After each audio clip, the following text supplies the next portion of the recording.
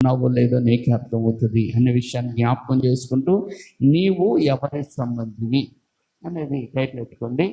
కీర్తనల గ్రంథం 2వ అధ్యాయం, కీర్తనల గ్రంథము 2వ అధ్యాయం 12వ వచనం. కీర్తనల గ్రంథము 2వ అధ్యాయము 12వ వచనం ఈ రీతిలో: ఆయన కోపము త్వరగా రగులుకొనును, కుమారుని ముద్దు పెట్టుకొనుడి, లేని ఎడల ఆయన కోపించెను, అప్పుడు మీరు త్రోవ తప్పి నశించెదరు, ఆయనను ఆశ్రయించు వారందరూ ధన్యులైపోతారు. హల్లెలూయా. ఇది ఎవరి గురించిన ప్రవచనము, వాక్యము అంటే యేసుక్రీస్తు ప్రభువారిని గూర్చిన ప్రవచన వాక్యం. దేవుని స్తోత్రం. హల్లెలూయా. 1:2 ఉంటుంది: అన్య జనులు ఏలా అల్లరి రేపుచున్నారు, జనములు ఏలా వ్యర్థమైన దాన్ని తలంచుచున్నవి. ఈరోజు నిజమే, లోకము పాపముతో నింపబడడానికి పరుగులు పెడతా ఉంది. ఏమండి, లోకము పాపముతో నింపబడడానికి, పాపపు కార్యాలు చేయడానికి పరుగులు పెడుతున్నది. అంటే అన్యజనులు అనగా దేవుణ్ణి వెరగని వారు ఏం చేస్తున్నారు అంటే అల్లర్లు చేస్తూ ఉన్నారు. జనములు, ఈ లోకంలో ఉన్న ఈ జనులు ఏది మంచిదో ఏది చెడ్డదో, ఏమండి, కుడి ఎడములు తెలియకుండా, ఏమండి, ఏది సత్యమో ఏది అసత్యమో, ఏది నిత్యమో ఏది అశాశ్వతమో, ఏది మేలో ఏది కీడో, ఏది మంచిదో ఏది చెడ్డదో తెలియని అయోమయ గందరగోళ స్థితిలోనికి మనుషులు వెళ్ళిపోతూ ఉన్నారు. దాన్ని ఏమంటారంటే అజ్ఞానము. ఈ మనుషులకి ఈ దినాల్లో ఏమైపోయిందంటే అజ్ఞానముతో నింపబడిపోతూ ఉన్నారు, అబద్ధాలతో నింపబడిపోతున్నారు. ఏమండి, అంటే సృష్టికర్తను మనుషులు మర్చిపోయి సిస్టమును పూజిస్తూ ఉన్నారు. ఒకడంటాడు, అన్నిట్లో మేము దేవుణ్ణి చూసేసుకుంటాం. ఎందులో చూసేసుకుంటావయ్యా అంటే, రాయిలో చూసుకుంటాను. ఎందులో చూసుకుంటావయ్యా? చెట్టులో చూసుకుంటాను. ఎందులో చూసుకుంటావయ్యా? జంతువుల్లో చూసుకుంటాను. ఎందులో చూసుకుంటావయ్యా? కీటకాల్లో చూసుకుంటాను. అండి, ఎందులో చూసుకుంటావయ్యా అంటే బది ఇంకా బాగా పిచ్చెక్కువైపోయి రైలు పట్టాలలో కూడా చూసుకుంటాడు. అక్కడ రైలు పట్టాల దేవుడు ఏంటంటే రైలు పట్టా దేవుడు. ఏంటంటే రైలు పట్టాలు కూడా ముఖ్యవాళ్ళు. ఎవడిష్టం ఆడిది కాదు. ఎవడు చెప్పాడు? ఎవడిష్టం ఆడిది. చట్టం ఏది చెప్తుందో దాని ప్రకారము భారతదేశంలో నివసిస్తున్న వాళ్ళు ఉండాలి. అమెరికా వెళ్తే ఎక్కడ చట్టం అక్కడ కాదు, అక్కడే చట్టం ఉందో ఆ చట్టమే నువ్వు పాటించాలా. ఇక్కడ అందరూ ఎడమ సైడ్ డ్రైవింగ్ చేస్తారనమాట అండి, అక్కడ రైట్ సైడ్ నువ్వు చెయ్యాలా. అంతేగాని నేను చెయ్యను అన్నావంటే నేను తీసుకెళ్ళి జైల్లో పడేస్తాను. అంటే నీవు ఏ దేశంలో ఉన్నావో ఆ చట్టాన్ని ఏం చేయాలా?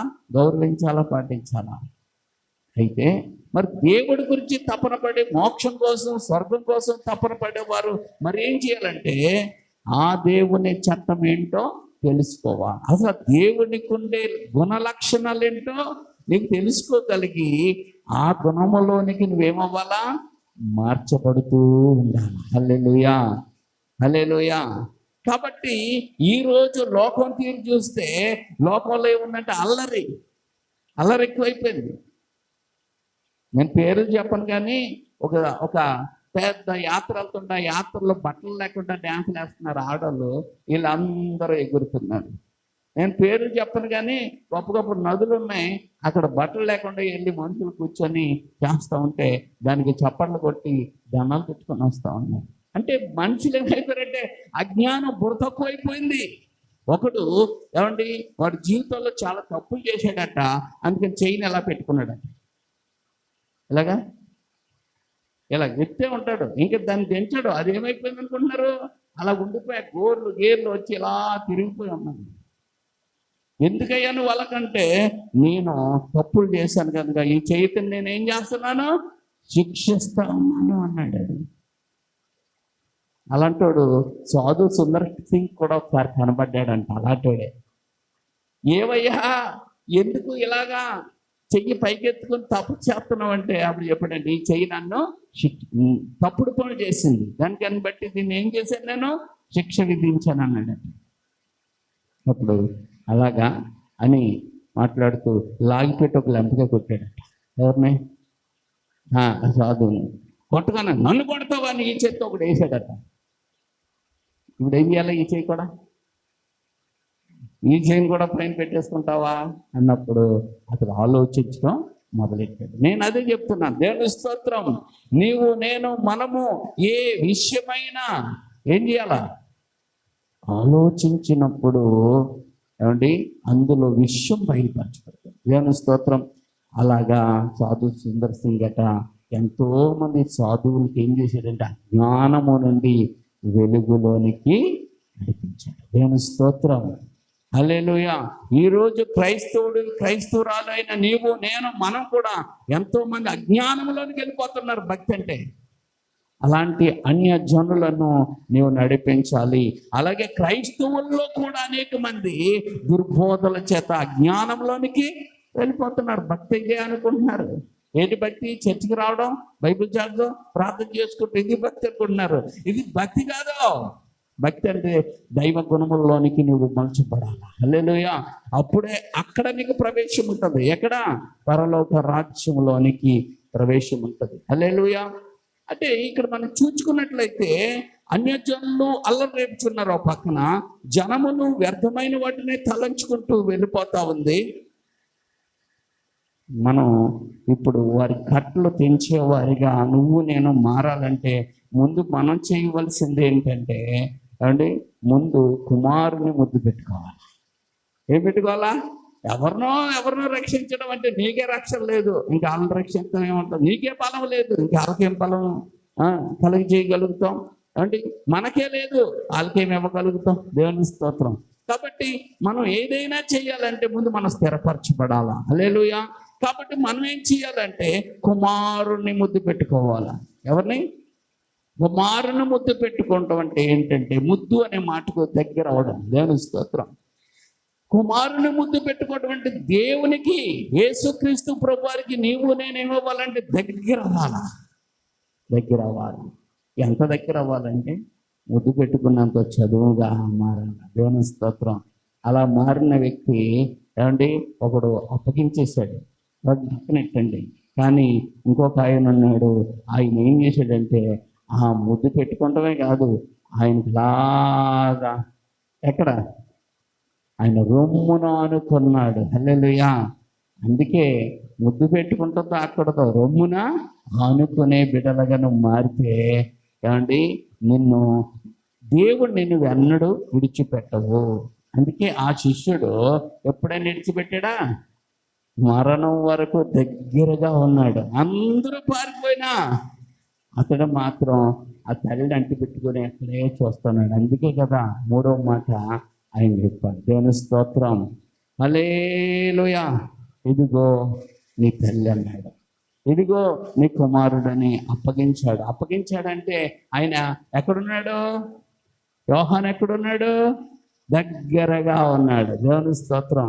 ఈరోజు నీవు నేను మనం కూడా ఏదైనా నీ చేత నా చేత దేవుడు జరిగించాలంటే మనం ఆయనకి ఎక్కడ ఉండాలంటే దగ్గరగా ఉంటే ఆయన మనకు బాధ్యతలు అప్పగిస్తాడు. హల్లెలూయా. హల్లెలూయా.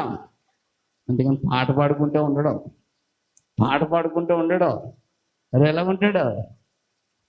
ఆయనతో సహవాసం, ఆయనకి ఇష్టలుగా ప్రియులుగా మనము మారాలన్నమాట. ఏమండి అందుకే ఆ పైన ఉంటుంది కోపము. ఆయన కోపం తొందరగా రగులుకుంటుంది. ఎవరి కోపం? కుమారుడు కోపం. ఎందుకంటే కుమారుడు ఎంత చెయ్యాలో అంత చేయడానికి లోకానికి వచ్చాడు. దేవుని స్తోత్రం, హల్లెలూయా.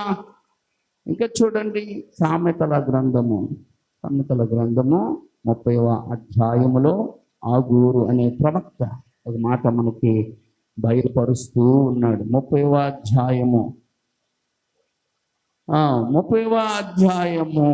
4వ వచనం. ఆకాశమునకెక్కిన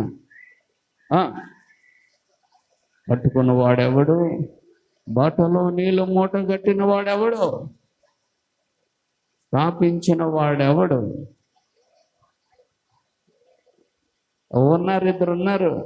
ఒకరు ఇవన్నీ చేసిన వాడు, ఆయన పేరు, తండ్రి పేరు, ఆయన అని కుమారుని పేరు నీకు తెలిసి ఉన్నదా అని ప్రశ్న. దేవుని స్తోత్రం, హల్లెలూయా. అందుకే ఆయన పేరు ఏంటంటే యెహోవా. ఆయన పేరేంటి చెప్పండి? యెహోవా అంటే స్వయంభవుడు. ఆయన కుమారుడు పేరేంటిరా బాబు అని అంటే, ఆయన కుమారుడి పేరు ఎవరికి తెలియలేదు. అంటే ఆయన కుమారుడి పేరేంటంటే, అంటే దూత చెప్తుంది. ఆయన కుమారుడి పేరు దూత మనకు చెప్తుంది అనమాట. మత్తయి సువార్తలో ఆ పేరు రివీల్ చేయబడ్డది. మత్తయి సువార్త 1వ అధ్యాయము, మత్తయి సువార్త 1వ అధ్యాయంలో దూత ఆ పేరును మనకి ఏం చేసిందంటే రివీల్ చేసింది అనమాట. చూడండి, మత్తయి సువార్త 1వ అధ్యాయము 21. ఆమె యొక్క కుమారుని కనును, తన ప్రజలను వారి పాపం నుండి ఆయనే రక్షిస్తాడు కనుక ఆయనకు యేసు అని పేరు పెట్టుకురండి. యేసు అనే పేరుకు అర్థం ఏంటండి? రక్షకుడు. దేవుని స్తోత్రం, హల్లెలూయా. అందుకే ఆయనకి మీరు ఏం పెడతారు? యేసు అని పేరు పెడతారు. దేవుని స్తోత్రం, హల్లెలూయా. కాబట్టి ఆ పేరు యేసు అనే పేరు రక్షకుడే. మరి క్రీస్తు ఎక్కడి నుంచి వచ్చిందండి? క్రీస్తు ఎక్కడి నుంచి వచ్చింది? ఇదేంటి ఈ పేరు అని అంటే, 2 పేర్లు అంటే యేసుక్రీస్తు కలిపిన పేరు అండి. మనం యేసు అని పిలుచుకుంటాం. దాని స్తోత్రం. చూడండి, మత్తయి సువార్త 1వ అధ్యాయము 1వ వచనం. అది యేసుక్రీస్తు. ఆయన పేరేంటి చెప్పండి? దూత యేసు రివీల్ చేసింది. క్రీస్తు అనగా అభిషిక్తుడు లేఖనము రివీల్ చేసింది. అందుకే మనం చూసుకున్నట్లయితే 17 చివరి మాటల్లో ఏముంటుంది? మొదలుకొని క్రీస్తు వరకు ఏముందండి? క్రీస్తు వరకు. 18వ వచనంలో కూడా యేసు క్రీస్తు జనన వేదన మెట్లనగా. హల్లెలూయా. కాబట్టి ఆయన పేరు యేసు క్రీస్తు. హల్లెలూయా. అందుకే చరిత్రను చేయడానికి ఏమంటున్నారు? క్రీస్తు పూర్వము చెప్పండమ్మా, క్రీస్తు శకము. కానీ కొంతమంది మతోన్మాదులు కొంతమంది మధ్యలోకి వచ్చేసి ఇప్పుడు ఏమంటున్నారంటే సామాన్య శకమునకు ముందు, సామాన్య శకానికి ముందు అని కొంతమందికి నేర్పుతున్నారు. అది రైటా? పరీక్షలు అలా రాశారు కానీ ఫెయిల్ అయిపోతారు. వాళ్ళు చెప్పిన మాటలన్నీ అబద్ధాలు. అవి అబద్ధాలను వీళ్ళు ఏం చేస్తుంటారు? ప్రచురం చేస్తూ ఉన్నారు. రేవంత్ రెడ్డి మనం మాట్లాడుతూ క్రిస్మస్ మెసేజ్లో యేసు క్రీస్తు ప్రభువారు చరిత్ర పురుషుడు, ఆయన క్రీస్తు శకము క్రీస్తు పూర్వాన్ని మనం చదువుకున్నాం అని ఆయన చెప్తే అందరూ నోరు ఎల్లబెట్టారు. కాబట్టి సత్యాన్ని మాట్లాడాలా. ఆడెవడో చెప్పాడు, ఈడెవడో చెప్పాడు అని మీరు అనుకున్నారనుకో, మీరు ఏమైపోతారంటే ఫెయిల్ అయిపోతారు. కాబట్టి క్రీస్తు పూర్వము క్రీస్తు శకం అనేది సత్యము. సామాన్య శకము అంటే ఆయన పేరు ఎత్తకూడదని వీళ్ళు ఏమంటున్నారు? సామాన్య శకము పూర్వము, సామాన్య శకము. ఆ సామాన్యం అనేది ఎక్కడి నుంచి వచ్చింది చెప్పమన్నాడు. అప్పుడు ఆ సామాన్యం అనేది ఎక్కడ దగ్గర మొదలవ్వాలి కదా. ఎక్కడి నుంచి మొదలైంది? ఏ దేవుడు పుట్టుక నుంచి మొదలైంది అడగండి. ఎవడని చెప్తాడా? దొంగ మాటలు. అందుకే ఎవడు చెప్పలేడు. ఎందుకంటే క్రీస్తు చరిత్ర పురుషుడు. హల్లెలూయా. చెక్క పురుషుడు. హల్లెలూయా, హల్లెలూయా. ఆయన పుట్టినప్పటి నుంచి లెక్క ఇది 2026. ఆయన తర్వాత నుంచి ఒక లెక్క. దేవుని స్తోత్రం. అంటే ఆయన పుట్టినప్పుడు చరిత్ర 2 భాగాలు అయ్యింది. ఏమైందండి? కొన్ని లక్షల సంవత్సరాల్లో ఒక ఆయన ఉన్నాడు, కొన్ని లక్షల సంవత్సరాలు ఇంకొక ఆయన ఉన్నాడు. ఇవన్నీ దొంగ మాటలు. వీటికి ఏమి లేవంటే ఆధారాలు లేవు. యేసు క్రీస్తు ప్రభు వారికి ఆధారాలు ఉన్నాయి. మీరు వెళ్ళండి, యెరూషలేములో అన్ని ఆరాధనలు అక్కడ కనపడతా ఉన్నాయి.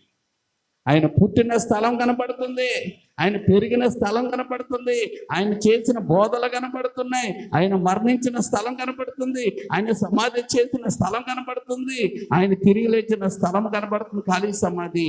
ఆయన ఎత్తపడిన స్థలము అన్ని యథార్థములే. హల్లెలూయా, అన్ని యథార్థములే. ఏమంటే చరిత్ర అంతా అక్కడ కనబడుతుంది. యాకోబు పిల్లలు 12 మంది గోత్రాలు కూడా అక్కడ కనబడుతున్నాయి. ఎర్ర సముద్రం అక్కడ కనబడుతుంది, ఉప్పు సముద్రం అక్కడ కనబడుతూ ఉంది, మృత సముద్రం, ఉప్పు సముద్రం అంటే మృత సముద్రం. హల్లెలూయా, అక్కడ కనబడుతుంది. గల్లియా అక్కడ కనబడుతూ ఉంది, అన్ని కనబడుతాయి. యోర్దాను కనబడుతుంది, అన్ని కనబడుతున్నాయి. ఇక్కడ చెప్పబడి ఏమీ లేవు ఇక్కడ. దేవుని స్తోత్రం, హల్లెలూయా. అందుకే సత్యంని మనం మాట్లాడకపోతే అసత్యమే సత్యం అన్నట్టు డ్రామాలు ఆడుతుంది. అందుకే మాట్లాడాలి. హల్లెలూయా. అందుకే ఆయన కుమారుడు, ఆయన పేరు యెహోవా. యెహోవా అంటే స్వయంభవుడు. ఆయన కుమారుడు పేరు యేసు క్రీస్తు. దేవుని స్తోత్రం. ఆయన కుమారుడి పేరు యేసు క్రీస్తు అని డౌట్ లేదు. హల్లెలూయా. ఇప్పుడు ఆయన పేరు మనకు తెలిసింది, ఆయన కుమారుడి పేరు కూడా మనకి తెలిసింది. దేవుని స్తోత్రం. ఆనాటి కాలంలో వారికి తెలియలేదన్నమాట. అందుకే ఆయనకి ఏం పెట్టారు? ఆయన ఎందుకు వచ్చాడు? ఆయన పర్పస్ ఏంటంటే తన ప్రజలను, ఎవరండి? నశించిపోతున్న వారిని వెదకడానికి, అందరినీ రక్షించడానికే లోకరక్షకుడిగా ఈ లోకానికి వచ్చాడనమాట. అందుకే మీరు చూసారా, బాప్తిస్మ ఇచ్చే యోహాను యేసు క్రీస్తు ప్రభువారు ఏమంటే రక్షణ పొందడానికి వస్తున్నప్పుడు, బాప్తిస్మం తీసుకుంటానికి వస్తున్నప్పుడు ఆయన ఏమన్నాడు? ఇదిగో లోక పాపములను మోసుకొని పోవచ్చున్న దేవుని గొర్రెపిల్ల ఈయన అన్నాడు. హల్లెలూయా. ఎంత యథార్థం అండి బైబిల్ అంటే. బైబిల్లో ఉన్న ప్రాంతాలు అన్ని రోజు ఉన్నాయి. హల్లెలూయా. బైబిల్లో చెప్పబడిన అన్ని జరుగుతూ ఉన్నాయి. ఏమండి? అందుకే బైబిల్ కట్టుకథ కాదు, యథార్థ సంఘటనలు.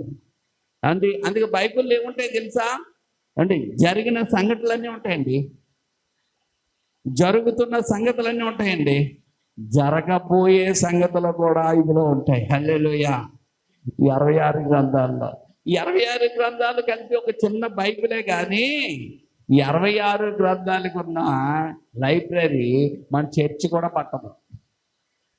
అన్ని బుక్స్ ఉన్నాయి బైబిల్ గురించిన బుక్స్. హల్లెలూయా. మా ఇంట్లోనే బుక్స్ చూస్తే మా అల్మర అంతా నిండిపోయి ఉంది ఈ 66 గ్రంథాల విషయాల్లో బుక్లే. హల్లెలూయా. ఇంకా లైబ్రరీలోకి వెళ్తే ఇంకెన్ని ఉంటాయో.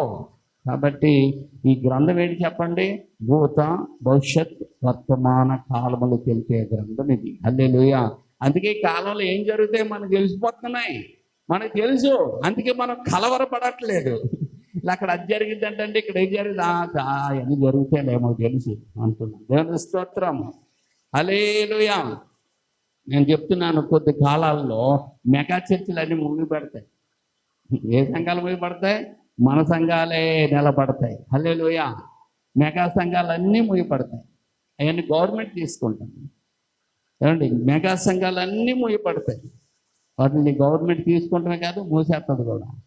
కానీ మన సంఘాలు నిలుస్తాయి. ఎందుకు మన సంఘాలు నిలుస్తాయి అంటున్నామంటే, మనము ఏమండి ప్రభువు పిలుపునందుకుని ఆయన ప్రణాళికలోకి వచ్చాం. అది ప్రణాళిక లేదు, అది గొర్రెలది. అది ఎవరెవరియో గొర్రెలయ్యి కాబట్టి అవన్నీ చల్లచెదరైపోతాయి. ఏమండి? కాబట్టి ఆనాటి కాలంలో ముందు జరిగిందే మళ్ళీ జరుగుతుంది. ఏంటంటే ఇంటింటా రొట్టె గరవడం అనేది కొన్ని రోజుల్లో మళ్ళీ మొదలవుతుంది. హల్లెలూయా. అందుకే శిష్యులుగా మనందరం ఏమవ్వాలా? తయారవ్వాలి, శిష్యులు తయారవ్వాలి. అందుకే ప్రభు చెప్పేశాడు, మీరు శిష్యులను తయారు చేయండి, నేర్చుకోండి, శిష్యరకం చేయండి. హల్లెలూయా. నేర్చుకున్నప్పుడు దేవుడి సమయం వచ్చినప్పుడు మనము వాడబడతాం. హల్లెలూయా, హల్లెలూయా. అందుకే అందరూ ఏం పొందుకోవాలంటే మనము ట్రైనింగ్ అయిపోవాలా. ఏమైపోవాలా?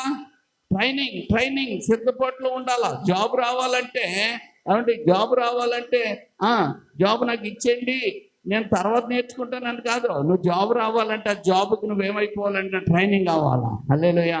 ఒక డాక్టర్ ఉద్యోగం రావాలంటే ట్రైనింగ్ అవ్వాలా. ఒక ఇంజనీర్ అవ్వాలంటే ట్రైనింగ్ అవ్వాలా. 4-5 సంవత్సరాలు చదువుతున్నారు, ఎందుకు? ట్రైనింగ్ అవుతున్నారు. వాళ్ళకి ఉద్యోగం పిలిచిస్తారన్నమాట. ట్రైనింగ్ లేనివాడికి ఉద్యోగం ఇస్తారా? ఎవరు ఒక ఆయన కంప్యూటర్ అంతా చాలా తెలివిగా నేర్చేసుకున్నాడట. అతనికి ఏం లేదట, అందరికి ఉద్యోగాలు వస్తున్నాయంట, కానీ అతను రావట్లేదట. కారణం ఏంటంటే అతనికి సర్టిఫికేట్ లేదట.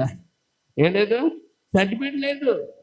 అంటే డిగ్రీ సర్టిఫికేట్ ఉంటేనే నువ్వు చదివిన దానికి ఏముంటుందండి? విలువ ఉంటుంది. అంతేగాని ఇంటిగా నేర్చేసుకున్నానండి, నాకు చదువు లేదండి, నాకు అంతమందికి చదువు, నాకు ఉద్యోగం ఏముందండి, ఎవడ కూడా ఎవడు.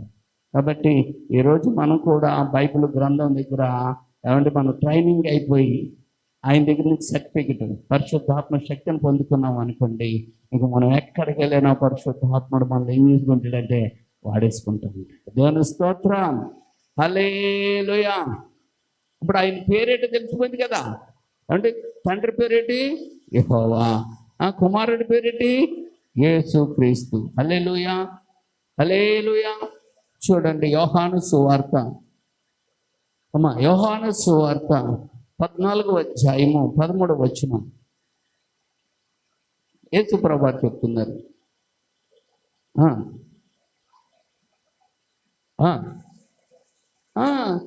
మీరు నా నామమును దేన్ని అడుగుతారో తండ్రి కుమారుని యందు మహిమపరచబట్టుకై దానిని చేతును. హల్లెలూయా. నేను నా నామముని నన్ను ఏమడిగినా నేను చేస్తాను అంటే తండ్రి చేస్తాడు, కుమారుడు చేస్తాడు. అందుకే తండ్రి నామంలో ప్రార్థన చేయాలా, కుమారుడి నామంలో కూడా మనం ప్రార్థన చేయాలి. అందుకే మనం యేసు నామంలో వేడుకొనిచున్నాము తండ్రి అంటాం. ఈ తండ్రి అన్నది ప్రార్థన చేయించింది ఎవరంటే పరిశుద్ధాత్ముడు. హల్లెలూయా. అందుకనే తండ్రి ఉంటాడు, ప్రార్థనలో ఉండాలా, కుమారుడు ఉండాలా, పరిశుద్ధాత్ముడు. కొందరు యేసు నామం ఆమె అన్నారు. కాబట్టి యేసు నామములు వేడుకొచ్చిన తండ్రి, అప్పుడు తండ్రి, కుమారుడు, మా పరిశుద్ధాత్ముడు మనకి కార్యాలు చేస్తారనమాట. హల్లెలూయా. అన్ని నేర్చుకోవాలన్నమాట. అందుకే ఇక్కడ ఒక మంచి మాట ఉంటుంది చూడండి, 21వ వచనం. నా ఆజ్ఞలను అంగీకరించి వాటిని గైకొను వాడే నన్ను ప్రేమించుచున్నాడు. దేవుణ్ణి ప్రేమించేతను అంటాడు, ఒక సిగరెట్ కాల్చేస్తూ ఉంటాడు. దేవుణ్ణి ప్రేమించేతను అంటాడు, అబద్ధాలు ఆడేస్తూ ఉంటాడు. దేవుణ్ణి ప్రేమించాం అంటారు, మందు కొట్టేస్తూ ఉంటారు. దేవుణ్ణి ప్రేమించాం బూతులు ఆడేస్తూ ఉంటారు. దేవుణ్ణి ప్రేమించాం అంటే మోసం చేస్తూ ఉంటారు. ఏంటండి ఇవన్నీ విపరీతాలు? అమ్మ ఇస్తారమ్మ వచ్చింది. దేవుని స్తోత్రం. హల్లెలూయా. అమ్మ ఏంటి విపరీతాలు అనంటే వీళ్ళు వాక్యం లేదంటే రేవందే సొంత ఉద్దేశాలు దేవుని కార్యాలు నెరవేర్చవు. నీ సొంతం అంతా పక్కన పెట్టు, దేవుని మాటలు తీసుకొని జీవితంలో ఆ మాటలు ఎంత కష్టమైనా నిలబడు, ఆ మాటలు నేను నిలబెడతాయి. నువ్వు నిలబడడానికి ఇష్టపడ్డావు కనుక నిన్ను శక్తి లేకపోయినా నేను శక్తితో నింపి ఆ మాటలు నేను నిలబెట్టి నీ జీవితంలో, నీ కుటుంబంలో ఊహించలేని గొప్ప కార్యాలు ఆ మాటలే జరిగిస్తాయి. హల్లెలూయా, హల్లెలూయా, హల్లెలూయా. కాబట్టి మీరు అడుగుతున్నారు కానీ పొందుకోవట్లేదు. ఎందుకు అంటే అదే 21వ వచనంలో అడగమన్నాడు, మీరు అడిగారు కానీ మీరు పొందుకోలేదు. ఏవయ్యా ఎందుకు పొందుకోలేదు అంటే ఆయన అంటాడు 21వ వచనంలో, 20 చదివేయండి. అప్పుడు నేను నా తండ్రి యందును మీరు నా యందును నేను మీ యందును ఉన్నామని దినమున మీరు ఎరుగుదురు అంటూ 21 అంటాడు, నా ఆజ్ఞలను అంగీకరించి ముందు దాన్ని పాటించు. గైకొను అంగీకరించు పాటించు, అప్పుడు నన్ను ప్రేమిస్తున్నట్టు. అంగీకరించే కానీ పాటించట్లేదు. నన్ను ప్రేమించట్లేదు. నువ్వు నన్ను ప్రేమించిన వానికి ఏమీ దొరకదు. అమ్మా, నన్ను ప్రేమించే వారికి ఏం చేస్తాను? నన్ను ప్రేమించిన వారిని ఏం చేస్తాను? వారు ఏది అడిగితే అది ఇచ్చేస్తాను. దేవుని స్తోత్రం. నువ్వు నన్ను ప్రేమించడం లేదు. అయ్యో, ప్రేమించబడలేదు అన్నిటి కొడుతున్నాను కదయ్యా, ప్రార్థన చేస్తున్నాను కదయ్యా, వాక్యం చదువుతున్నాను కదా, అవి మంచియే, అవి తప్పంటలేదు. దేవుడు మంచిదేనమ్మా అది. కానీ నువ్వు చేయట్లేదు ఏంటో తెలుసా? పాటించట్లేదు అంటే. నువ్వేం చేయట్లేదు? అనుసరించట్లేదు. Follow Jesus. యేసయ్యను అనుసరించడమే, ఆజ్ఞలను గైకొనడమే ఆయనను మనము ప్రేమించటము. అందుకే ఒకసారి ఒక పాస్టర్ గారు వచ్చారు. సిఎస్ఐ చర్చ్ అని ఒక చర్చ్. ఆ చర్చికి పాస్టర్ గారు వచ్చారు. పాస్టర్ గారు వచ్చి వాక్యం చెప్తున్నారు. వాక్యం చెప్తుంటే అక్కడ అందరూ వింటున్నారు. పరిశుద్ధాత్ముడు ప్రేరేపించాడు, ఆత్మచేత చెప్తున్నాడు ఆయన. అంటే వాళ్ళు పరిశుద్ధాత్మ ప్రేరణ కలిగి ఆ పాస్టర్ గారు ఏమన్నారంటే, ఇక్కడ పరిశుద్ధాత్ముడు మాట్లాడుతున్నాడు, ఒక 3 ప్రశ్నలు వేస్తాను, మీరు సమాధానం చెప్పండి, నిజంగా చెప్పండి అన్నాడు. అలాగే అని వాళ్ళందరూ కలుగుతారు. ఇక్కడ గంట ప్రార్థన ఎవరు చేస్తున్నారో చెయ్యొద్దండి అన్న. గంటమా? గంట ఎవరే ఎత్తలేదు. సరే, అరగంట ప్రార్థన ఎవరు చేస్తున్నారో అంటే ఎవరు ఎత్తలేదు. 10 నిమిషాలు ప్రార్థన ఎవరంటే కొన్ని చేతులు వేసాయి. 5 నిమిషాలు ప్రార్థన అంటే ఇంకొన్ని చేతులు వేసాయి. నిమిషం ప్రార్థన అంటే అన్ని లేచిపోయింది. అదవుతుందా? ఎంత? అందుకే నీ కార్యాలు జరగవు. నువ్వు ఎంత ఇచ్చుతావో అంత కోసుకుంటారో బాబు. అందుకే ఈరోజు ప్రార్థన పరులుగా మార్చబడండి అని ఆయన వర్తమానం ఇచ్చినప్పుడు చాలామంది వాటిని ఒప్పుకున్నారు, కొంతమంది అలా ఉండిపోయారు. కాబట్టి ఒప్పుకొని అనుసరించేవారు మేలు పొందుకుంటారు. అందుకే ముందు నేను చెప్పుకున్నాం, అసలు ప్రార్థన చేస్తే కార్యాలయం జరగవు. ప్రార్థనకి ప్రార్థనకి కొన్ని తోడు ఉండాలా. ఏంటి చెప్పండి? విశ్వాసము, ప్రేమ, పరిశుద్ధత, ఈ తోడు ఉండాలి. దేనికి? ప్రార్థనకి. కొంతమందికి ప్రార్థన ఉంటుంది, గంటల గంటల ప్రార్థన. ఏమండి? వారిలో ఏముండదు? ప్రేమ ఉండదు. కొంతమంది గంటల గంటలు ప్రార్థన చేస్తారు, వారిలో ఏముండదు? విశ్వాసం ఉండదు. ఒక మంది గంటల గంటలు ప్రార్థన చేస్తారు, వాళ్ళు ఏముండదు? పరిశుద్ధత ఉండదు. కొంతమంది గంటల గంటలు ప్రార్థన చేస్తారు, వాళ్ళు ఏముండదు? అమ్మా, వాక్యానుసారం నడక ఉండదు. ఏముండదు? ఏది లేకపోయినా అవ్వదంటున్నాడు ప్రభు. అందుకే మనకి ఇంపార్టెంట్ ఇవి మనం పొందుకోవాలి. హల్లెలూయా. అందుకే మనం ఏదైతే ఇష్టపడతామో దాన్ని వెంటాడతాం. హల్లెలూయా. దానికోసం ఎక్కువ ఆలోచిస్తాం. అందుకే ముద్దు పెట్టుకుంటూ అనుభవంలోకి వచ్చావంటే ప్రభుకి దగ్గరగా ఉంటావు. నువ్వు దగ్గరగా ఉన్నావంటే అన్నీ ఉంటాయి. దేవుని స్తోత్రం. మనం ప్రభుకి దగ్గర అయిపోయామనుకో, మళ్ళీ ఆటోమేటిక్గా తొలగిపోవాల్సినవన్నీ తొలగిపోతూ ఉంటాయి. ఇప్పుడు లైట్కి దగ్గరికి వెళ్తున్నామండి, లైట్కి దగ్గరికి వెళ్తున్నాం, మన మీద మిడతలు, చిన్న చిన్న దోమలు, ఎన్ని వాళ్ళు ఉన్నాయి, బొజ్జింకలు, రకరకాలు ఉన్నాయి. దగ్గరికి వెళ్తున్నాం లైట్కి, అప్పుడు ఏమవుతాయి? ఆటోమేటిక్గా అవి ఎగిరిపోతే మాడిపోతాయి. దేవుని స్తోత్రం. హల్లెలూయా. కానీ నీవు మాత్రం వాటి నుండి ఏమవుతావు? ఆ చిరాకుల నుంచి విడుదలైపోతావు. హల్లెలూయా. దేవుడి దగ్గరికి మన సమీపంగా వెళ్ళే కొద్ది మన ఆటోమేటిక్గా మనలో దేవునికి ఇష్టం లేని అన్నీ కూడా తొలగిపోతాయి. హల్లెలూయా. ఆటోమేటిక్ అన్నమాట, ఆటోమేటిక్గా. అందుకే అంటాడు, అవండి చూడండి, యోహాను సువార్త 16వ అధ్యాయము, యోహాను సువార్తలో యోహాను సువార్త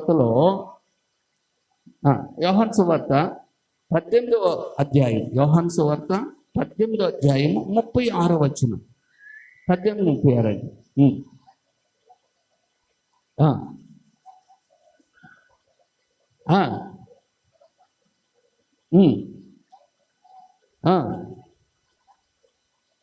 అది దేవుని రాజ్యము ఈ లోక సంబంధమైనది కాదు. దేవుని స్తోత్రం. హల్లెలూయా. మరి దేవుని రాజ్యము ఏ సంబంధమైనదంటే సత్య సంబంధమైనది. హల్లెలూయా. దాన్ని ఇంకొక మాటలో చెప్పుకోవాలంటే ఆత్మ సంబంధమైనది. హల్లెలూయా. అందుకే సత్యానికి స్తంభంగాను మారాల. హల్లెలూయా. అందుకే ఈ సత్యములోనికి నేను బలంగా నడిపించడానికే పరిశుద్ధాత్మ దేవుణ్ణి ఆయన మనలకు పంపించాడు. హల్లెలూయా. ఎవరిని పంపించాడు? వాక్యం ఉంది. మనల్ని స్ట్రాంగ్ చేయడానికి మనకి ఎవరున్నారంటే పరిశుద్ధాత్మ దేవుడు ఉన్నాడు. చూడండి, యోహాను సువార్త 16:13 ఉంటుంది. అయితే ఆయన అనగా ఎవరు? ఈయన సత్యస్వరూపమైన ఆత్మ, దేవుని ఆత్మని ఈయనకి పేరు. ఈయనకి ఏం పేరండి? దేవుని ఆత్మ, పరిశుద్ధాత్మ అని ఈయనకి పేరు. ఇంకొక పేరు ఏంటంటే సత్యస్వరూపి అయిన ఆత్మ. అంటే దేవుని వాక్యం ఏంటి? దేవుడు ఎవరు? సత్యము. అంటే దేవుడే సత్యము, దేవుని వాక్యము సత్యము, పరిశుద్ధాత్మ సత్యమే. హల్లెలూయా. అందుకే చూడండి, యోహాను సువార్త 17వ అధ్యాయము 17వ వచనం, 17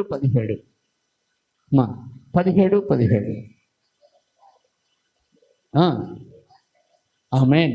సత్యమందువని ప్రతిష్ఠ చేయి అని యేసు ప్రభువు చెప్తున్నారు. దేవునికి స్తోత్రం. హల్లెలూయా.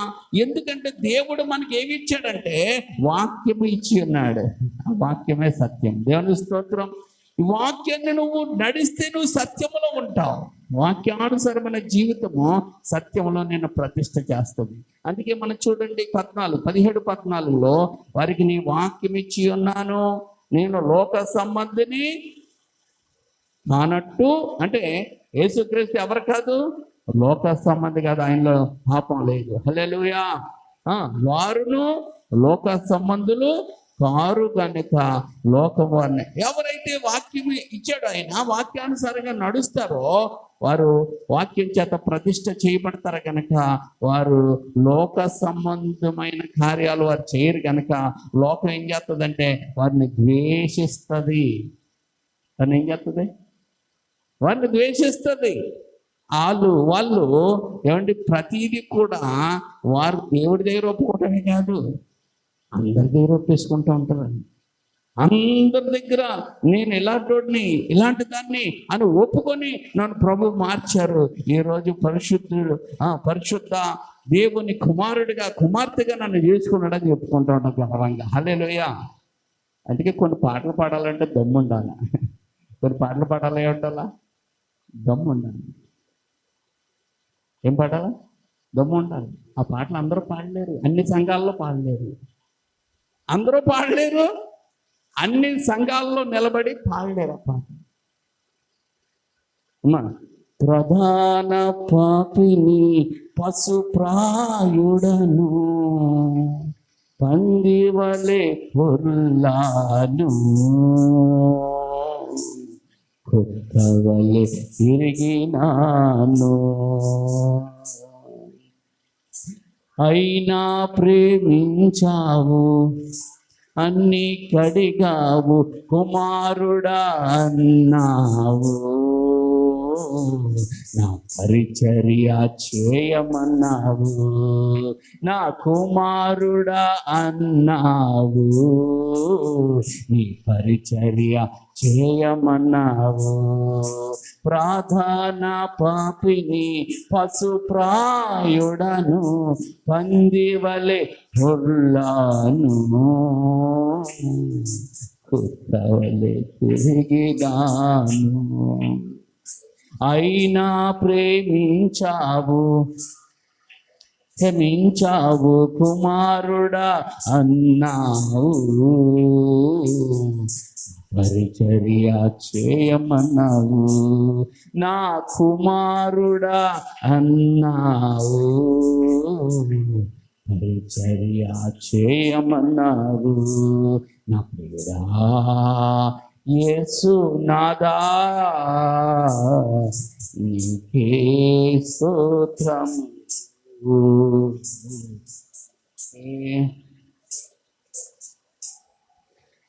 నీకే స్తోత్రములు నీకే స్తోత్రము. ఒకప్పుడు ఇష్టానుసరమైన జీవితం, స్వేచ్ఛానుసరమైన జీవితం, ఎలా పడితే అలా తిరిగాం మన ఇష్టం వచ్చినట్లు. కానీ మనం లోక సంబంధులుగా ఉన్నాం. అప్పుడు దేవుడు మనల్ని పిలుచుకున్నాడు. అందుకే ఈరోజు చాలా మంది లోక సంబంధులుగా ఉన్నవారు పిలుస్తుంటే రాలేదో. కానీ మనం గొప్పవారు అని కాదు, కానీ ఏమండి ఆయన పిలుపుకు లోబడినందుకు మనకు ఆధిక్యత ప్రభు ఇచ్చారు. చూడండి యోహాను సువార్తలో 3వ అధ్యాయము, యోహాను సువార్త 3వ అధ్యాయము 20 వచనం. చూడండి 19 చదువుదాం. ఆ తీర్పు ఇదే: వెలుగు లోకంలోనికి వచ్చిన గాని తమ క్రియలు చెడ్డవైనందున మనుషులు వెలుగును ప్రేమింపగా చీకటినే ప్రేమించారు. ఏమండి చీకటినే ప్రేమించారు. ఎందుకు చీకటి ప్రేమించారంటే ఆ చీకటిలో త్రాగుడు, జూదం, వ్యసనం, పాపం, రకరకాలన్నీ అందులో ఉన్నాయి. దాన్ని బట్టి వెలుగు దగ్గరికి వారు రాలేదు. అయితే మనం ఏంటో ఆలోచించాం, మనకు బలుపు వెలిగింది. 21వ వచనంలో ఆయన దగ్గరికి వచ్చాం. దేవుని స్తోత్రం, హల్లెలూయా. అందుకే సత్యవర్తుడైతే అంటే సత్యాన్ని తెలుసుకోవడానికి ఇష్టపడ్డాం. ఆయన దగ్గరకు వచ్చాం, మన బ్రతుకు మారిపోయింది. హల్లెలూయా, హల్లెలూయా. మన బ్రతుకు మారిపోతే మనకు విలువ వచ్చేసింది. ఇప్పుడు మనం ఎవరం అంటే లోక సంబంధులం కాదు, సత్య సంబంధులము. లోక సంబంధులం కాదు, ఆత్మ సంబంధులుగా ప్రభు మనల్ని మార్చుకున్నాడు. అందుకే మనం చూసుకున్నట్లయితే మీరు లోక సంబంధులు కాదు అంటే ఎవరైతే లోకంలో ఉన్న వాళ్ళు నిన్ను పొగుడుతున్నారో, లోకంలో ఉన్న వాళ్ళు నిన్ను అందలెక్కిస్తున్నారు, లోకాల్లో ఉన్న వాళ్ళు గొప్పోడు గొప్పోడు గొప్పోడు అని లోకంలో ఎవరన్నా అన్నారంటే నీ భక్తి సరిగ్గా లేదు. నీ భక్తి ఏంటి? అసలు నీ భక్తే కాదు, అన్నేసి కదా. నీ భక్తే కాదు. ఎందుకు? లోకం ద్వేషిస్తుందని రాయబడ్డది ఇక్కడ. కానీ లోకస్తులు అందరూ నిన్నేం చేసుకుంటున్నారు? మంచోడు అంటున్నారు. మంచోడు అని ఎందుకు అంటున్నారు? వాళ్ళు ఏది పెట్టినా నువ్వు తినేస్తావు, వాళ్ళు ఏది చెప్పినా చేసేస్తావు, వాళ్ళు ఎక్కడ రమ్మన్నా అక్కడ పోతూ ఉంటావు. వాళ్ళు ఎలా ప్రవర్తించబట్టి అలా ప్రవర్తిస్తున్నావు కనుక వాళ్ళకి నువ్వు ఇష్టమైపోయావు. ప్రభు ఎలా ప్రవర్తించమన్నాడో అలా ప్రవర్తించావు కనుక ప్రభుకి ఇష్టమవుతావు. హల్లెలూయా. వాళ్ళు నిన్ను ఒక చోట రమ్మంటారు, మేము చేసుకుంటున్నాం, అక్కడ నువ్వు కూడా వచ్చి ఎంజాయ్ చేయాలంటారు, వెళ్ళిపోయావు. ప్రభు అన్నాడు అలాంటి నీకు తాకవ అన్నాడు, నువ్వు వెళ్ళిపోయావు. అంటే వాళ్ళు నిన్ను మెచ్చుకున్నారు. వాళ్ళు ఏం చేశారు? నిన్ను మెచ్చుకున్నారు. కానీ ప్రభు నిన్ను మెచ్చుకోడు. అందుకే నువ్వు మనుషులు మెప్పుల కోసం బ్రతకూడదు. ప్రభు మెచ్చుకున్నవాడే గొప్పవాడు. హల్లెలూయా. ఎవరు మెచ్చుకున్నవాడు? ఎందుకంటే నీకు నాకు దిక్కు లేనప్పుడు ఆయన దిక్కై ఉన్నాడు. నీకు నాకు ఆధారం లేనప్పుడు ఆయన ఆధారం అయ్యాడు. నీకు నాకు ఏ సహాయము లేనప్పుడు ఆయన మనకు సహాయకుడిగా నిలబడ్డాడు. హల్లెలూయా, హల్లెలూయా. ఎంత గొప్పవాడండి. అందుకే ఒక పాటలో కూడా నేను అది రాసుకున్నాను. దిక్కులేని నాకు దిక్కైతివి, దిక్సూచి అయి నన్ను నడిపించితివి. దిక్కులేని నాకు దిక్సూచి అయి నన్ను నడిపించితివి. అరణ్యయాత్రలో ఆహారమిచ్చితివి, అభివృద్ధి లేని చోట సమృద్ధి. ఇలాగ ఎందుకు రాసుకున్నానంటే మేము పరిచర్య కోసం ఆ నూకలం మాన్యంలోకి వెళ్ళి ఒక అద్దె తీసుకొని అక్కడ పరిచర్య చేస్తున్నప్పుడు, అక్కడ పరిచర్య చేస్తున్నప్పుడు అక్కడ ఆ ఇంటికి కట్టడానికి అద్దెకి డబ్బులు లేవు. అమ్మగారి ఇంట్లో ఇక్కడ ఉండేవాళ్ళం కాబట్టి అద్దెకి ఉండేది కాదు. ఇప్పుడు అద్దెకి వెళ్ళిపోయినప్పుడు ఏం చేయాలా? అద్దె కట్టాలా. ఇటు మాకు పాప కూడా పుట్టింది అప్పటికి, ఇద్దరు ఉన్నారు. వాళ్ళకి భోజనాలు పెట్టాలా, వాళ్ళ పాల డబ్బాలు ఇవి అవన్నీ చూసుకోవాలి. ఏంటో కుటుంబం పోషించబడాలంటే కష్టం. సంఘం లేదు కదా, సంఘం పెట్టానే సంఘం అక్కడ లేరు. ఒక 2-3 ఉండేవారు అక్కడ. అంతే, ఇద్దరు ముగ్గురు ఉండేవారు. అయితే ఎలాగా అవుతుంది? ఒకసారి ఏమైపోయిందంటే అప్పుడు గ్యాస్ స్టవ్ కూడా లేదు, ఒక కరెంట్ స్టవ్ ఉండేది చిన్నది, బొగ్గుల స్టవ్ అని. బొగ్గులు ఆ రోజు ఏమైపోయిందంటే చేతిలో ఏమీ లేవు, అన్న ఖర్చు పని ఒక 10 రూపాయలు ఉన్నాయి. ఆ 10 రూపాయలకి వెళ్ళి బొగ్గులు కొనుక్కొచ్చాను. ఏం కొనుక్కొచ్చాను? బొగ్గులు కొనుక్కొచ్చి పాస్టమ్ గారికి ఇస్తే పాస్టమ్ గారు బియ్యం వేసి పెట్టారు. నాకు ఒకసారి నా పాత జీవితాన్ని గుర్తు చేసుకున్నాను. నా పాత జీవితం ఏంటంటే, ఇంట్లో నీసు లేకపోతే చేప అయినా ఉండాలా, మాంసం అయినా ఉండాలా ఏమండి. ఇంకా చాలా పెద్ద గొడవ పెట్టేవాడిని. ఒకటి. రెండోది ఏంటంటే, టయానికి 12:30 కల్లా 1 గంట మధ్యలో భోజనం అయిపోవాలా, లేకపోతే ఆకలికే తట్టుకోలేదు. 2 ప్రాబ్లం నాకు ఉన్నాయి. అప్పటికే శ్రీ ఎంత అయిపోతుందంటే 12:30 1 గంట అయిపోయినా అది అవ్వట్లేదు, విసురుతుంటే. ఒక చాట పెట్టుకొని చిన్నది పెట్టుకొని పాస్టర్ గారు విసురుకుంటూ కూర్చుంటేవారు. ఇవన్నీ చూసి చాలా బాధ కలిగింది నాకు. ప్రభుని నమ్ముకొని ఇన్ని బాధలు పడుతున్నావు ఏంటి అని అనుకున్నాను. ఒక పక్కన అనుకున్నాను, ప్రభుని నమ్ముకొని గింజన తిన్నా అది గొప్ప భాగ్యమే అనిపించింది. దేవుని స్తోత్రం, హల్లెలూయా అని నా మనసు అలాగ అన్నప్పుడు, నా మనసుకు చెప్పినప్పుడు నా మనసు నోరు మూసేసింది. దేవుని స్తోత్రం. ఆ గింజన్నం వేసుకొని, ఆ ఉప్పు వేసుకొని, పెరుగు కూడా లేదు అందులో, వేసుకొని ప్రార్థన చేసుకొని, ప్రభువా ఇది కూడా లేని వారు అనేక మంది ఉన్నారు, మమ్మల్ని ప్రేమించి ఇచ్చావయ్యా అని చక్కగా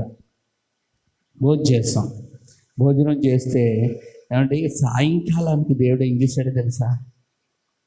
ఏమండి, మంచి కూర, మాంసం కూర, ఏమండి ఏంటంటారు, చారు, పెరుగు అన్నీ పంపించేసాడు. దేవుని స్తోత్రం. అంటే ఉదయం అయితే కష్టంగా తిన్నా, చాలా సంతోషంగా తిన్నాం, ప్రార్థన చేసుకున్నాం కదా అండి, అదే గొప్పగా తిన్నాం. కానీ సాయంకాలం అన్నీ పంపించేసాడు దేవుడు. అంటే ఆ పరిస్థితి ఎవరు చేశారు? దేవుడు చేశాడు. నా కుమారుడు లొంగుతాడా లొంగడని ఎట్టాడు అనమాట. దేవుడి స్తోత్రం. ఏం చేసాడు? ఇడు లొంగాడు కాబట్టి వీడికి కావాల్సిన నేను పంపాలనుకున్నాను. హల్లెలూయా, హల్లెలూయా. ఆ అద్దె కట్టే డబ్బులు లేవు. అలాగా నెల అయ్యేటప్పటికి డబ్బులు వచ్చేయమాట, అది కట్టేస్తాం. అంటే ఇప్పుడు మేము అక్కడ ఎలా ఉన్నామంటే దిక్కు లేకుండా ఉన్నాం. ఎలా ఉన్నాం? ఒకసారి పాస్టర్ గారికి నాకు చికెన్ వచ్చేసింది. అలాగా ఆ రూముల్లో పడిపోయి ఉన్నాం. మా అన్నయ్య గారికి తెలీదు, మా వదిన గారికి తెలీదు, మా అమ్మగారికి తెలీదు, ఎవరికి తెలీదు. మొత్తానికి వీళ్ళు ఏమీ ఫోన్ చేయట్లేదు, తిరగట్లేదు, రావట్లేదు. అలా ఇంటికి వచ్చినప్పుడు అప్పుడు మేము ఇంట్లో అంటే పడిపోయి ఉన్నాం. అప్పుడు వెంటనే నన్ను అశ్విని నర్సింగ్కి తీసుకెళ్ళారు. హల్లెలూయా, హల్లెలూయా. దిక్కు లేకుండా ఉన్నాం. వాళ్ళకి తెలీదు, కానీ వాళ్ళకి ఎవరికి తెలిపారు? దేవుడు వారికి తెలిపాడు. దేవుని స్తోత్రం. అప్పుడు అనుకున్నాను, ప్రభువా ఏదైనా నువ్వే చేయగలవు అని అనుకొని, అప్పుడు దిక్కులేని నాకు దిక్కైతివి, దిక్సూచి అయి నన్ను నడిపించితివి, అరణ్యయాత్రలో ఆహారమిచ్చితి. అరణ్యం లాంటిది అక్కడ మాకు. అరణ్యయాత్రలో ఆహారమిచ్చితివి. అభివృద్ధి లేదు అక్కడ. అభివృద్ధి లేని చోట సమృద్ధినిచ్చితివి. అభివృద్ధి లేని చోట నీవే నీవే నీవే నీవే నా తండ్రివి, నీవే నీవే నీవే నీవే నా కాపరి యేసు, నీవే నీవే నీవే నీవే నా తండ్రివి, నీవే నీవే. హల్లెలూయా, హల్లెలూయా, హల్లెలూయా, హల్లెలూయా, హల్లెలూయా, హల్లెలూయా, హల్లెలూయా, హల్లెలూయా, హల్లెలూయా, హల్లెలూయా, హల్లెలూయా. అలా పుట్టుకొచ్చింది ఈ పాట. ఏంటంటే అప్పటి వరకు పాటలు ఏం రాయలే.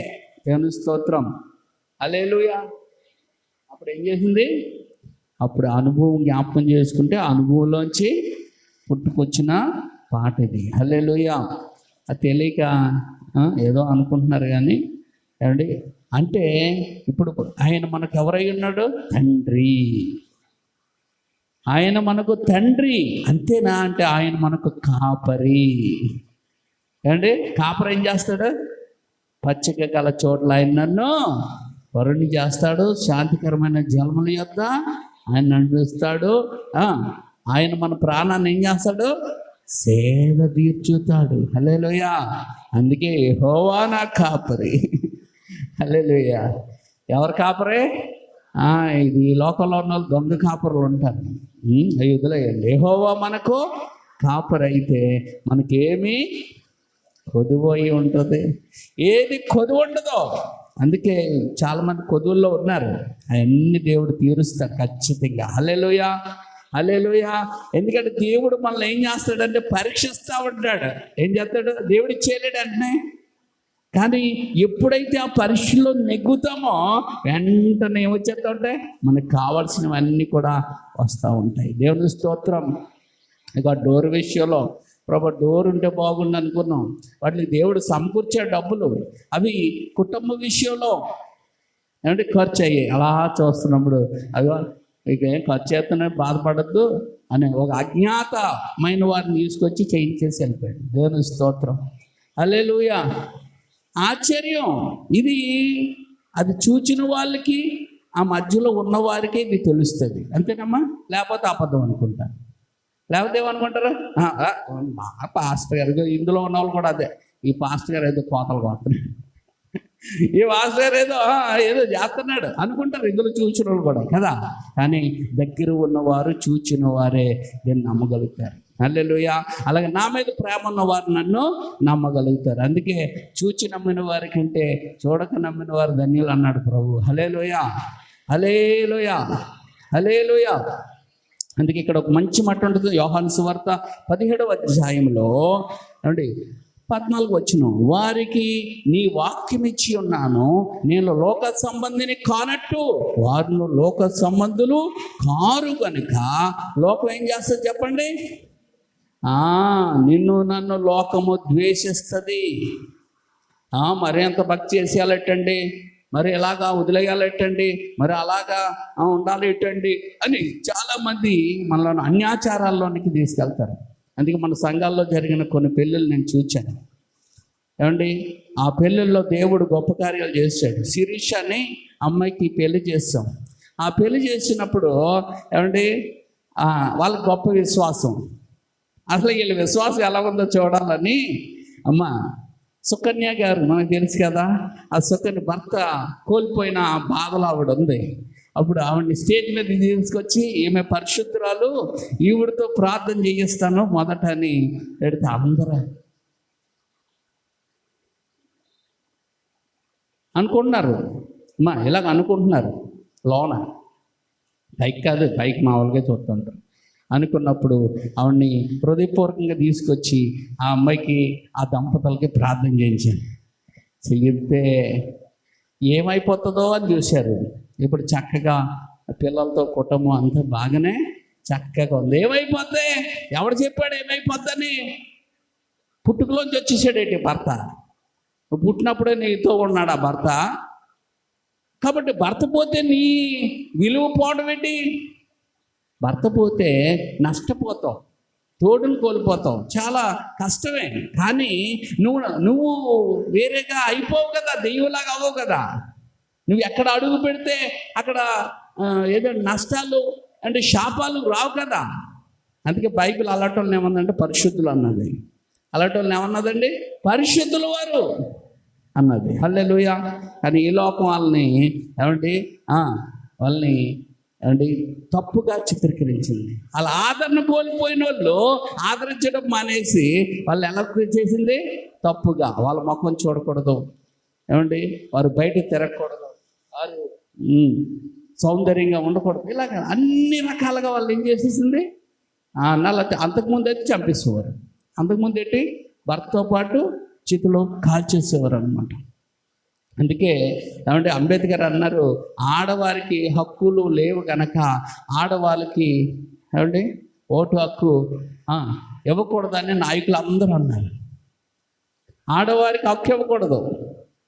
ఓటు హక్కు ఎవరికి ఇద్దామని అనుకున్నారంటే పెద్ద కులాలకి ఓటు హక్కు ఇద్దాం అన్నారు.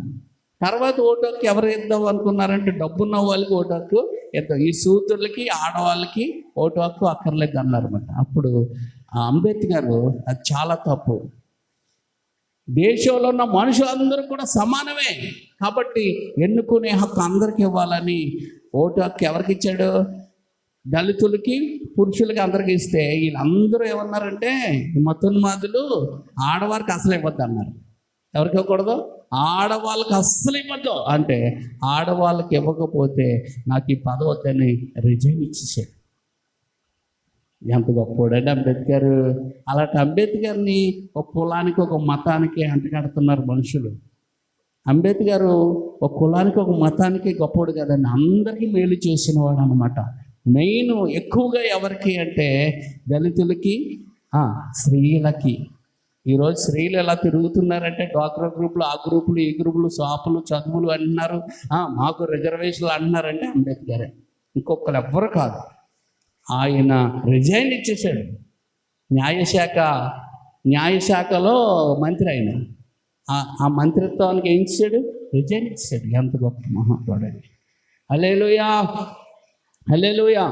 అలాంటి వాళ్ళని మనం జ్ఞాపకం చేసుకోవాలి. అంబేద్కర్ ఎక్కడ ఉంటాడంటే చాలామంది అది కూడా అడుగుతున్నారు, అంబేద్కర్ ఎక్కడ ఉంటాడో? పరలోకంలో ఉంటాడని నేను చెప్తాను. నేను స్తోత్రం. నీకేమన్నా నొప్ప? హల్లెలూయా. పరలోకంలో ఉంటాడు ఆయన. ఎలాగుంటాడు? దొంగ వెళ్ళాడు కదా, రక్షణ లేకుండానే వెళ్ళాడు దొంగ. హల్లెలూయా, హల్లెలూయా. ఆయన ఎక్కువ చదివిన గ్రంథం ఏంటో తెలుసా? బైబిల్.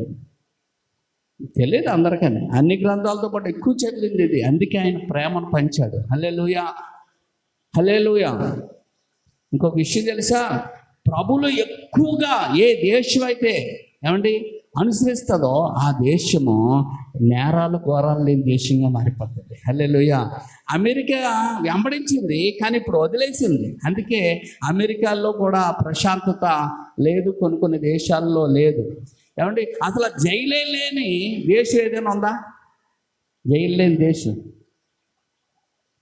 ఉండదని మీరు అనుకుంటున్నారు, కానీ ఉన్నది. హల్లెలూయా. జైళ్ళు ఉండవు, జైలుతో పని ఉండదు. ఏ దేశం తెలుసా?